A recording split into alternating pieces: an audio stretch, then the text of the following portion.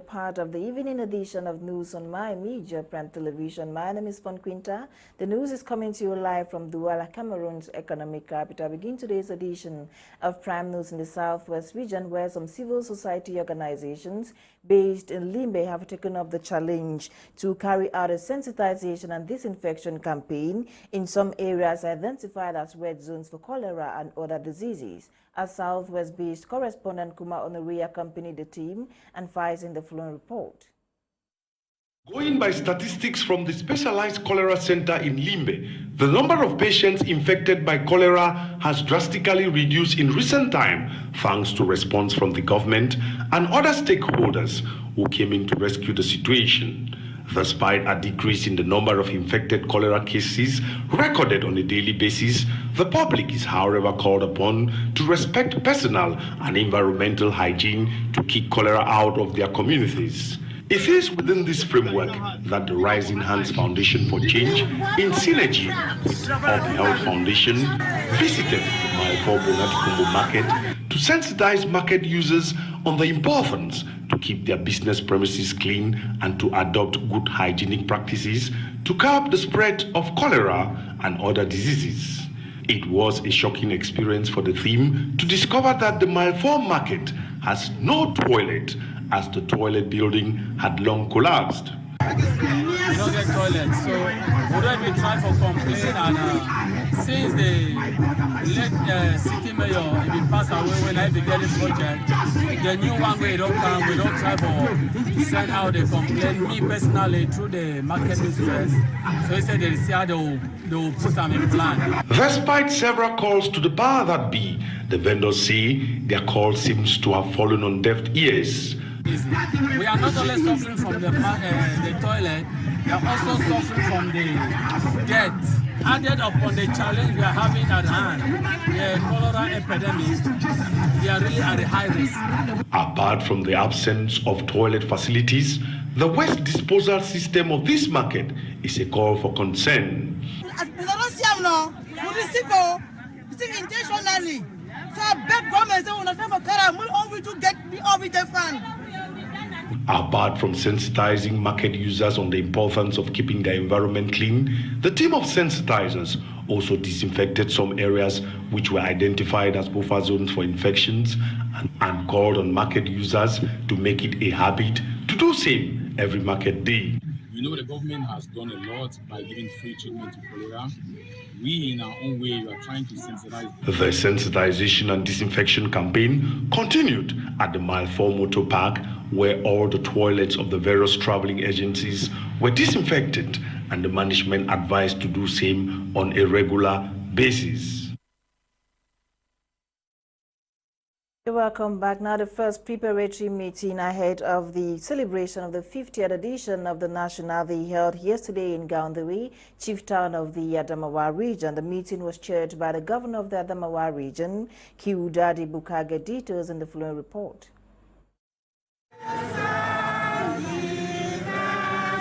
2 years into office as mayor of the town of Bafoussam in the West region, Tafam Rocher, mayor of the locality, did an evaluation of achievements so far. Nous avons pu négocier et obtenu un financement de 1,339 millions. We have been able to negotiate and obtain funds estimated at 1,339 million to start the reconstruction of the market. We want to build 1,000 stores, and this is only the first phase. Coupled to these, 50 stores will be constructed at the Casablanca market. While appreciating the works done, it was an opportunity to scorn at those who act as an obstacle to investments in the region.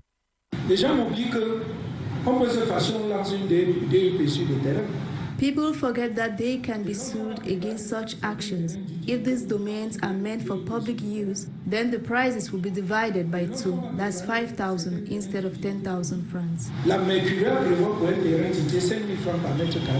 Another call for concerns are the 400 families living in risky zones. The mayor assured everyone of measures taken to avoid another Gouaché incident. Nous pouvons recenser plus de 400 ménages actuellement dans la ville de Bafoussam qui sont situés sur des zones à risque. Ces maisons ont été marquées Nous avons informé ces populations. We have informed those families on the need to relocate while we gather funds to help them.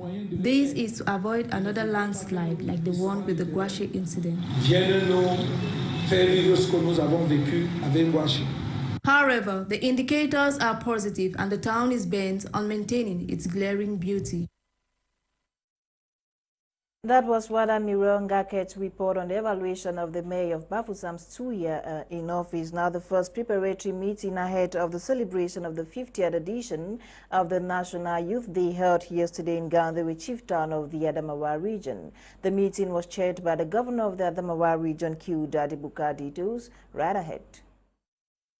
After 2 years of suspension due to the COVID-19 pandemic, the National Unity Day will be celebrated this year, 2022. In this light, preparations have reached fever pitch in the town of Ngaundere, with officials brainstorming on ways to make it a success. The population of Adamawa on the eve of the 20th May should be united.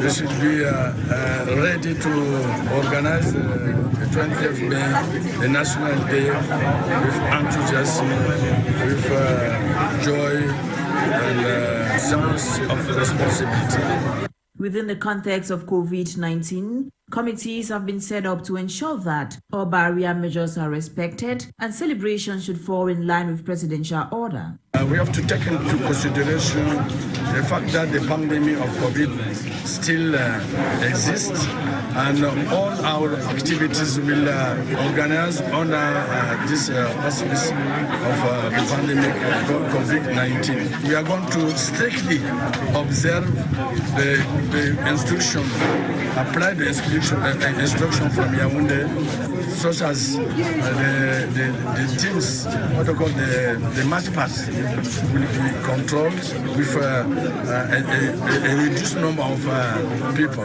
The march past this year will be unique in its own way, following instructions from President Paul Biya, cancelling the usual reception organized at the Unity Palace, amongst others. The city of the Seven Hills have been witnessing a variety of seminars, meetings and conferences, especially in the agro-pastoral sector, in a bid to improve on the sector. One of such is a status quo meeting organized and chaired by the Minister of Livestock, Fisheries and Animal Industries. Center Regional Correspondent Colette Lum completes the story. With the new trend in agricultural milieu, a lot has been going on to foster its activities in Cameroon. One of such measures taken to upgrade this sector is the Agro-Pastoral Show instituted. An Agro-Pastoral Show is an event to showcase their farm produce and exercise their knowledge, always visited by Dr. Tiger, the Minister of Livestock, Fisheries and Animal Industries, to enable an effective execution. These agro-pastoral showcasing also offer opportunities, since when these farmers come together, they are able to discuss the different problems they face and possible solutions put forward for betterment of this sector. It is in this regard that the statutory members of the steering committee of the Program for Consolidation and Sustainability of Agro-Pastoral Counseling have deliberated in Yaoundé on the orientations to be taken for the proper execution of the PCC program. The meeting, which is in its fifth section, presided over by the Minister of Livestock, Fisheries and Animal Industries, Dr. Tiger. During this meeting, he paid particular attention to producer organizations working in the cocoa, coffee, palm oil, poultry and cattle sectors in Cameroon. The African Institute for Mathematical Sciences, AIMS Cameroon, has launched the Aimswitch Climate Science Speaker Series with the objective to promote more women to engage in scientific research and provide solutions to climate change. Kuma Honore, once again. The African Institute for Mathematical Sciences, AIMS Cameroon, has launched the Aimswitch Climate Science Speaker Series with the objectives to promote more women to engage in scientific research. The first of this speaker series took place recently at the AIMS Cameroon Limbe campus, thanks to a grant from the International Development Research Center in Canada and financial support from the Canadian government. During the opening ceremony, AIMS Cameroon Chief Operating Officer, Mr. Honoré Bernard Yufenui, said, the speaker series has been designed to bring climate change experts to share knowledge on climate science research. He added that the purpose is to prompt students, especially females, to engage in climate science research so that they can be able to prescribe solutions to these climate changes. Given that Africa tends to suffer from effects of climate changes more than any other continent in the world, the speaker series brought together 3 climate science research experts who dwelled on different topics. Professor Ernest Mulua, an agricultural economist from the University of Buea, presented on the business climate today, entrepreneurial skills and innovations. He called on both the public and private sectors to invest in businesses that will mitigate climate change's effect. I want to congratulate Aims Cameroon for organizing a seminar series of this magnitude with respect to climate change. Here, the train students on mathematical modeling. The skills and knowledge which they gain here from Aims can be used in solving the climate change challenge. They're already giving them skills in data collection, in data analysis, mathematical modeling. And with that knowledge, they can be able to do forecasts and make projections about future climate and about changing weather.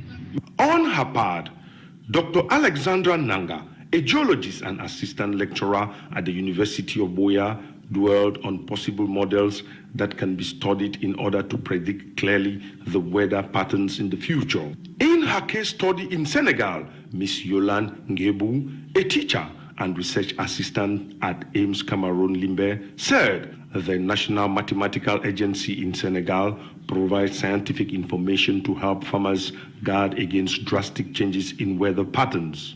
She called on students at Aims to also develop simple applications that can help collect information from weather satellites and make available to help local farmers. How much amount of rain is going to fall, if there will be a shift or a change in the rainfall patterns this year, and we can be able to tell them in advance that, okay, based on prior studies and based on what happened last year, if the cropping season or the cropping season started on March 15, because of the effects of climate change, and because of the data, the historical data that we have gotten, we have found out that instead of starting on March 15, we can start on maybe in April 1st. On behalf of Aims Cameroon, the program officer, Madame Dora Nietzsche, thanked the presenters for their expertise knowledge and urged the students to continue working hard to provide solutions to effects of climate changes in Africa. Now, the Cameroon Medical Council has held an extraordinary assembly to adopt a new code of ethics and deontology of the medical profession. The meeting took place yesterday, April 19, in Yaoundé. Catherine Ekongwe with details. Members of the Cameroon Medical Council have had an extraordinary General Assembly to revise the ethics and deontology of the medical profession in Cameroon. The working document has not been revised many years after its creation. Dr. Peter Louis Nzifo, Deputy Secretary General of the Council, explains why revising the ethics and deontology code now in imperative. Members of the Cameroon Medical Council needed to sit down to make sure that they review these laws, and see how to better apply it to their practices. What is going to change is that, at the end of this General Assembly, they will put in place a working text that will make the doctor better respect code of ethics and deontology. Improving the medical sector in Cameroon is a collective responsibility of all Cameroonian doctors, including those in the diaspora. Dr. Alain Gueto, representative of the Cameroon Medical Council in Germany, is in Cameroon for the Extraordinary General Assembly, which he says is a good opportunity to make necessary changes in the medical corps in Cameroon. L'amélioration du système de santé au Cameroun est primordiale et très importante. The amelioration of health system in Cameroon is primordial. This can only be done if all the actors are implicated, people from the civil society, doctors, as well as organizations. For example, we have the Medical Doctors Association, and NGOs who lead humanitarian activities. All these stakeholders should, under the auspices of the Ministry of Health, ensure that the amelioration of the health system in Cameroon should be implemented. Naturellement du ministère de la Santé œuvrer pour que l'amélioration du système soit effective. The Cameroon Medical Council has grown from 32 doctors in its inception to over 17,000, as much has changed in the medical corps along the line. And it is time for all medical experts to align with the changing times. The Minister of Trade and Commerce has reminded producers, importers and wholesalers that they must follow due procedures before instituting prices on their products. The order was made public in a release to address the problem of increasing prices of basic commodities across the country. Cynthia Azanu exploits this communique and gives details. The soaring prices of consumer goods and basic necessities on the Cameroonian market has reached the alert level for several weeks. The government has accused the inertia and inefficiency in dealing with the growing phenomenon, which has intervened to provide explanations. However, the Minister of Trade, Luke Magwambaga Atangana, signed 2 decrees with the objective of overcoming the illegal increase in the prices of these products and services in the market. The first decree instructs producers and wholesalers of 8 products to deposit at the Minister of Trade the price list of these goods before any sale. These products are pasta, sardine, margarine, alcohol, detergents, household soap, and packaging, electric cables and wires. Meanwhile, the second regulatory act reminds stakeholders that the setting of prices for certain consumer products and services, 17 in total, is done in concert between the public authorities and traders. This agreement takes place before these products and services are put on sale. Meantime, cement prices have shown an increase in the month of April, with a 50-kilogram bag of cement sold at 6,600 francs. Cameroon's National Institute of Statistics last month said the country was witnessing a 7.6% increase in commodities, but the prices of some goods have risen more than that. It is worth noting that the government is striving at cautioning cement producers on the inappropriate increase of their prices. And today's feature page, our reporter Mwanzi Njoyogo sought to find out from Douala city dwellers their favorite means of transportation. Her report. Movement is a necessity for every human, be it for leisure, work or sports. In Cameroon's economic capital city Douala, as of 5 a.m. in the morning, the city gets busy with persons involved with different walks of life who are trying to make ends meet. There exist numerous ways of transportation one could use for movements in this city, such as taxis, motorbikes, public transport, just to name a few. According to Madame Christabel, a hairdresser in the Bonaberry neighborhood, due to the traffic which the town is known for, she prefers motorbikes for movements in this town. I prefer a bike, only because of one condition: so much traffic. Even though they arrange roads, but some place no be easy. Just take example from here to Ndobo. From here to Bikoko, we want to reach Bikoko, you must take a bite to reach Bikoko before you take public transport to go anywhere, because it's too much. No more circulation from there. Transport fare for motorbikes, taxis and public vehicles vary, and so comes in preference for using a particular means of transportation. For some, it's the price of the ferry at hand. For others, it's the comfort of the ferry at hand. According to Madame Paola, a primary school teacher in Douala, she prefers Clando Ferry, a popular means of transportation in Douala known for its moderate transport fare. I would rather prefer Clando means of transportation because it's accessible and is kind of cheap. You find Clando guys almost everywhere in Douala, to be precise. With the availability of numerous means of transportation in Douala, its inhabitants have the choice of using any of the means which they deem is within their means and convenience. There's been an influx of imported clothes in recent years in Cameroon, with the stockpiling of Chinese clothes in particular. Despite these, most Cameroonians seem to prefer second-hand clothes to ready-made clothes, reasons best known to them. Emmanuel Lamoni went finding out from a Douala city dwellers. Her report.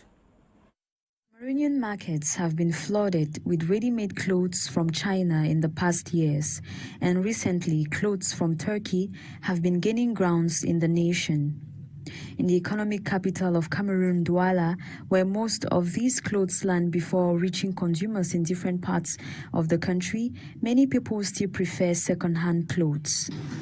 I prefer second-hand clothes because it is very scarce to have it, and with I can keep my second-hand clothes for, let's say, 5 years, 10 years. I preserve it the way I want because I know when I will take it, it will still be new to me. I prefer second-hand. Firstly, because for it to be second-hand, it shows that it is durable. I prefer second-hand clothes because it's rare to see another person with it. It makes you look good, and even if you see it on someone, it will not look exactly the same.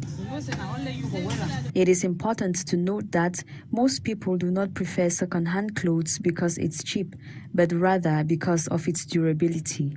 However, some others say they would rather go for ready-made. Okay, for me, I prefer ready-made. Reason being, say, that is how I prefer ready-made clothes because I will be the first to wear it.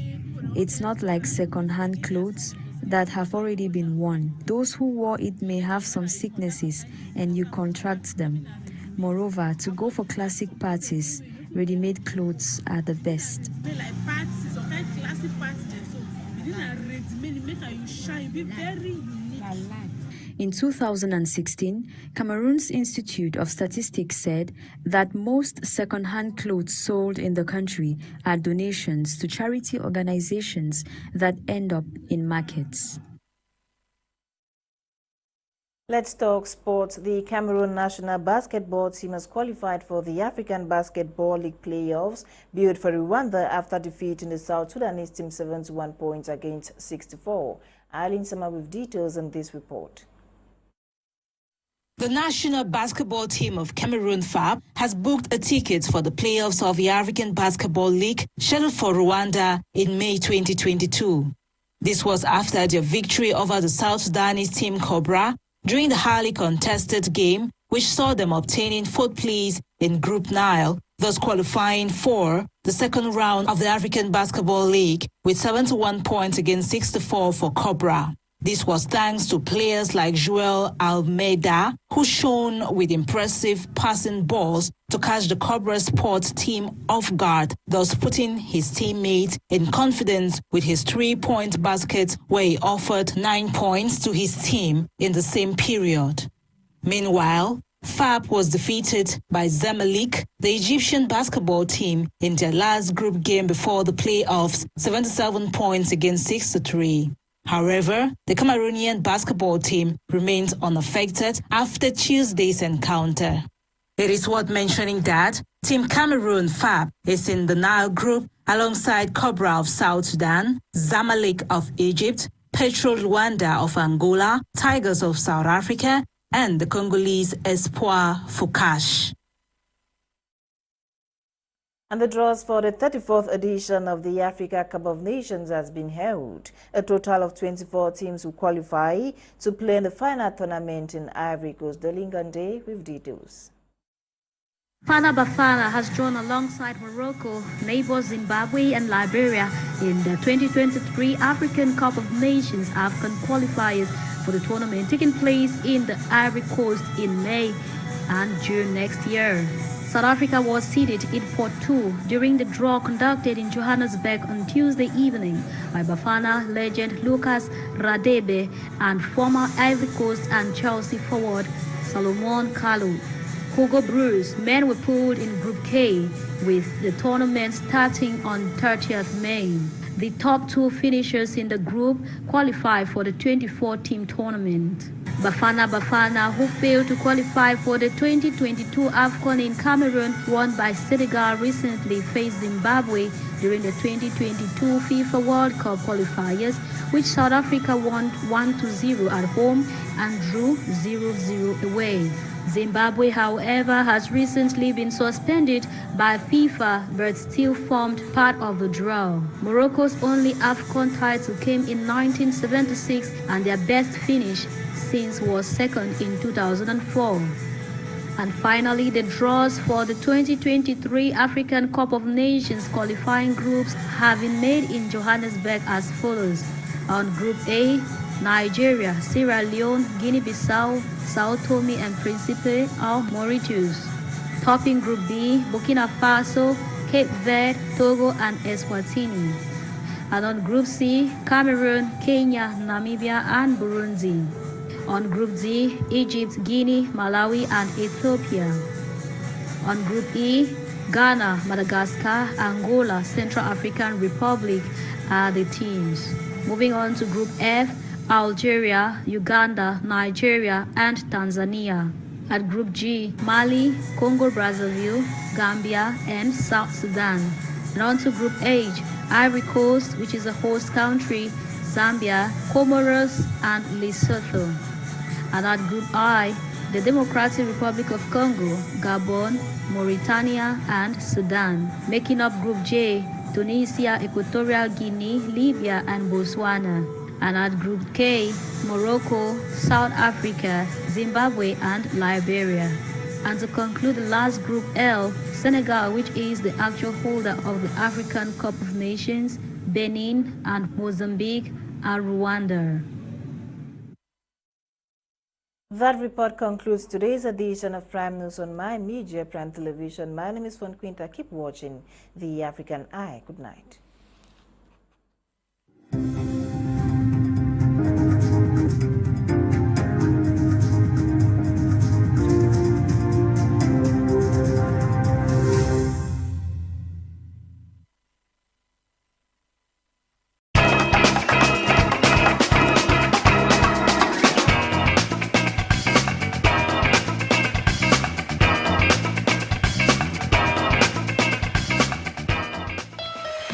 Like what we are observing with our MPs today, people think that an MP's role is to